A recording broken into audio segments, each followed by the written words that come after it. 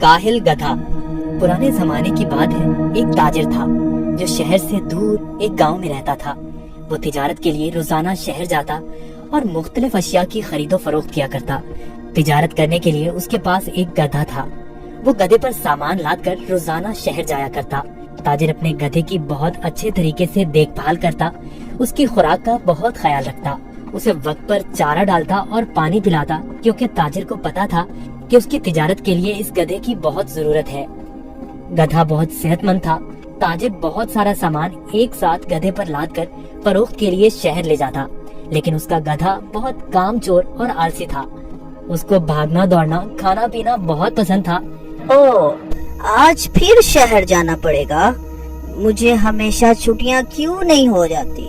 मुझे छुट्टियां बहुत पसंद हैं। मेरे मालिक को तो हमेशा काम की ही पड़ी रहती है, पर मुझे फारिग रहना बहुत पसंद है। मेहनत करना तो बिल्कुल भी मुझे अच्छा नहीं लगता। ताजिर अपने गधे पर सारा सामान लाद कर शहर ले जाता और ताजिर को शहर जाने के लिए एक नदी को पार करना पड़ता था। शहर जाकर वो सारा सामान बेच देता।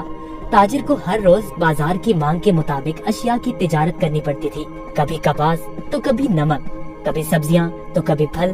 ताजिर को पता लगा कि बाजार में नमक की मांग बहुत बढ़ गई है। ठीक है, मैं बहुत जल्द ही नमक लेकर आ जाऊंगा। उसने अपने गधे पर 4 बोरियां नमक की लादी और उसको मालूम हो गया कि 4 बोरियों का वजन काफी ज्यादा है। ओहो, मेरा गधा इतना वजन नहीं उठा सकता। इसका वजन थोड़ा कम करना पड़ेगा, यही ठीक रहेगा। उसने गधे की पीठ से एक बोरी उतार दी, फिर भी गधा आगे जाने के लिए तैयार नहीं था। ताजिर को अपने गधे का तो बहुत ख्याल था, पर उसको अपने गधे का पता था कि वो बहुत कामचोर और आलसी है। उसने एक छड़ी गधे की पीठ पर मारी और उसे बाजार ले जाने की कोशिश करने लगा।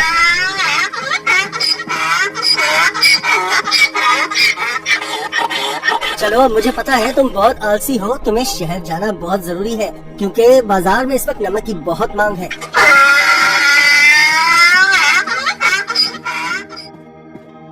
ताजिर ने सारा नमक फरोख्त कर दिया। ओहो, सच में बाजार में नमक की बहुत मांग है। ताजिर ने फिर रोज की तरह शहर में नमक फरोख्त करना शुरू कर दिया। गधे पर कभी 3 तो कभी 4 बोरियां लाद कर बाजार जाना पड़ता था, जिसकी वजह से गधा नाखुश था। पर वापसी पर गधा बिल्कुल खाली आता और बहुत खुश होता। रोज की तरह ताजिर ने फिर से 4 बोरी गधे की पीठ पर लादी और शहर की तरफ निकल पड़ा। जब वो नदी के पास पहुंचा तो उसे पानी ज्यादा नजर आया। हमें बहुत ध्यान से आहिस्ता आहिस्ता चलना होगा ताकि हम पानी में कहीं गिर न जाएं। जैसे ही उन्होंने आधी नदी पार की, अचानक गधे का पाँव एक बड़े पत्थर से लगा और गधा फिसल गया और पानी में बैठ गया। ओहो, तुमने ये क्या किया? बोरियां तो अभी भी मेरी पीठ पर हैं, लेकिन मुझे इतना वजन महसूस नहीं हो रहा। ये एक जादुई नदी है। गधा इस बात से हैरान था कि नदी में फिसलने की वजह से उन बोरियों का सारा नमक नदी में घुल गया था और बोरियों में से नमक खत्म हो चुका था। इसकी वजह से गधे को वजन महसूस नहीं हो रहा था, क्योंकि बोरियों में नमक बचा ही नहीं था, सब खत्म हो चुका था। ओहो, मेरी सारी मेहनत जाया हो गई। मैं शहर जाकर क्या करूँगा? सारा नमक तो बह गया है। शुक्र है खुदा का, मेरा गधा तो सही सलामत है। गधे को कुछ नहीं हुआ। अब शहर जाने का कोई फायदा नहीं। मुझे अब घर जाना चाहिए। वाह, कोई वजन भी नहीं और काम भी नहीं। ये तो कमाल की नदी है। फिर अगले दिन ताजिर ने 4 बोरियां गधे की पीठ पर लाद दी और शहर की तरफ निकल पड़ा।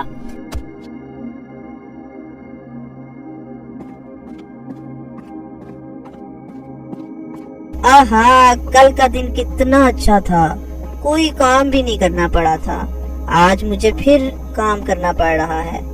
ठीक है, आज फिर से मैं आलसीपन दिखाता हूँ और अपना वजन कम करता हूँ। फिर तो मैं नदी से ही घर वापस जा सकता हूँ, कल की तरह।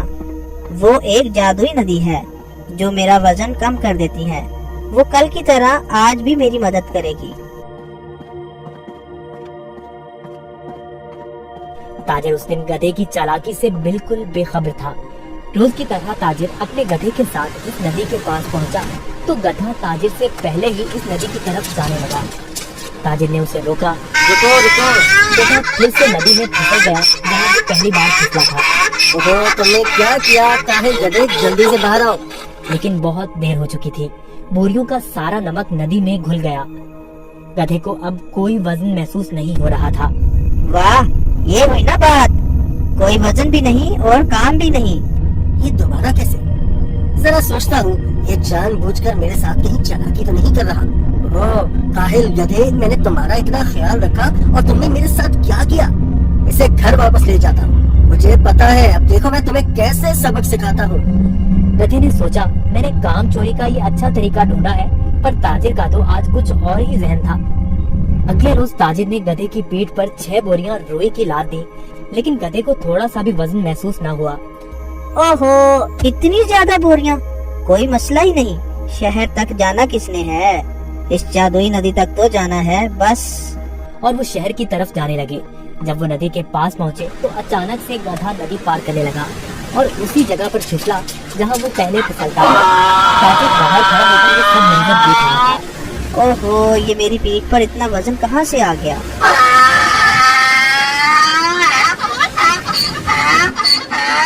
ताजिर बहुत समझदार आदमी था। उसको पता चल गया कि उसका गधा जानबूझकर ये सब उसके साथ कर रहा है। इसलिए ताजिर ने इस दफा बोरियों में नमक के बजाय रुई भर दी थी। जैसे ही गधा नदी में फिसला तो रुई ने पानी जब्त कर लिया और गधे की पीठ पर वजन ज्यादा हो गया। हाँ, तुम मुझे इतने दिनों से बेवकूफ बना रहे थे। तुम्हारी इस हरकत से मेरा बहुत नुकसान हुआ है। तुम्हें इस बात का अंदाजा भी है क्या? अब तुम इसी तरह बोरियों के साथ घर जाओगे। गधे को उन बोरियों के साथ ही घर आना पड़ा। इस तरह गधे ने अपना सबक सीख लिया और उस दिन के बाद गधे ने कभी नदी में फिसलने की हिम्मत न की। इसलिए नतीजा, जैसा करोगे वैसा भरोगे। अगर आपको हमारी वीडियोस अच्छी लगी हो तो इसको लाइक करें, शेयर करें और हमारे चैनल को सब्सक्राइब करें। शुक्रिया।